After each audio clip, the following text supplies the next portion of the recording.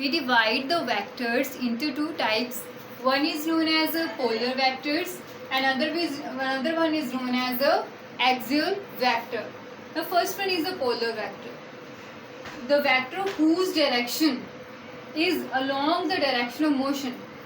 First point हमें ये पता है कि दोनों वेक्टर्स है, इट मीन्स दोनों के पास डायरेक्शन तो होगी, दोनों के पास डायरेक्शन है, बट देखेंगे कि डिफरेंस अब क्या है दोनों में. Clear? whose direction is along the direction of motion. वो जो आपकी वेक्टर क्वांटिटी जिसकी डायरेक्शन किसके अलोंग है, डायरेक्शन ऑफ मोशन के अलोंग है, that vector is known as the polar vector. For example, force, velocity, linear momentum. Clear? Now take the example of force. Let us suppose you have a box, clear, which is placed at a point A. When we apply a force, clear, we apply a force in this direction.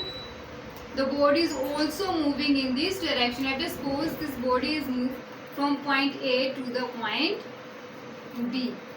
Clear? So the force apply in the direction of motion. So this quantity is known as a polar vector. Simple, whose direction is along the direction of motion. That is known as the polar vector. Another point is to be noted. We have a starting point. In the polar vector we have a starting point. It means हमारे पास कोई ना कोई point होगा जहाँ से हमने क्या किया है, वेक्टर को स्टार्ट किया है.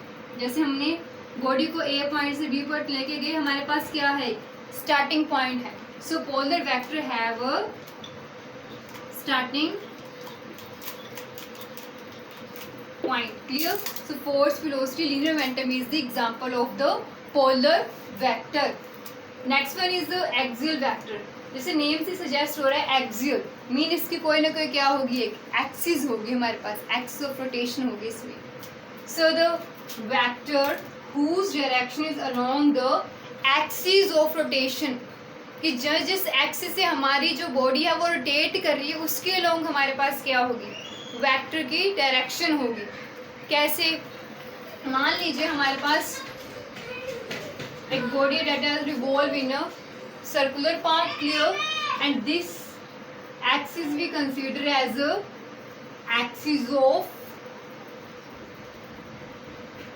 Rotation. This one we consider as a axis of rotation. Clear?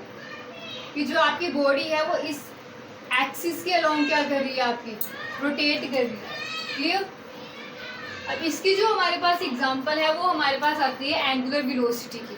कि जो हमारे पास एंगुलर वेलोसिटी है वो हमारे पास क्या है, एक एक्सियल वेक्टर. अगर हमारे पास कोई भी यहाँ पे एक पार्टिकल है, क्लियर, अगर वो पार्टिकल हमारा यहाँ पे मूव कर रहा है इस पॉइंट पे, तो हमें पता है कि उसके पास जो वेलोसिटी होगी वो उसकी क्या है, लीनियर वेलोसिटी है. क्लियर? अब इसे अंडरस्टैंड करने के लिए हम एक एग्जांपल लेते हैं. हमने एक स्क्रू देखा हुआ है.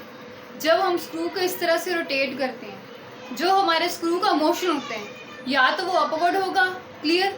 जब हम स्क्रू को ऑपोजिट डायरेक्शन में, जैसे क्लॉकवाइज डायरेक्शन में अगर स्क्रू को रोटेट करेंगे, ये मेरा स्क्रू है, अगर मैंने स्क्रू को क्लॉकवाइज डायरेक्शन में रोटेट किया तो ये मेरा क्या आ जाएगा, डाउनवर्ड डायरेक्शन में जाएगा. क्लियर? तो मतलब कि जो इसका मोशन हो रहा है, रोटेशन मेरी इस तरह से हो रही है स्क्रू की, बट जो इसका मोशन हो रहा है वो किधर हो रहा है, डाउनवर्ड डायरेक्शन में. क्लियर? इस तरह से मोशन हो रहा है एक एक्सिस के अराउंड, और जिसका रोटेशन हो रही है और मोशन कैसे हो रहा है, डाउनवर्ड. क्लियर?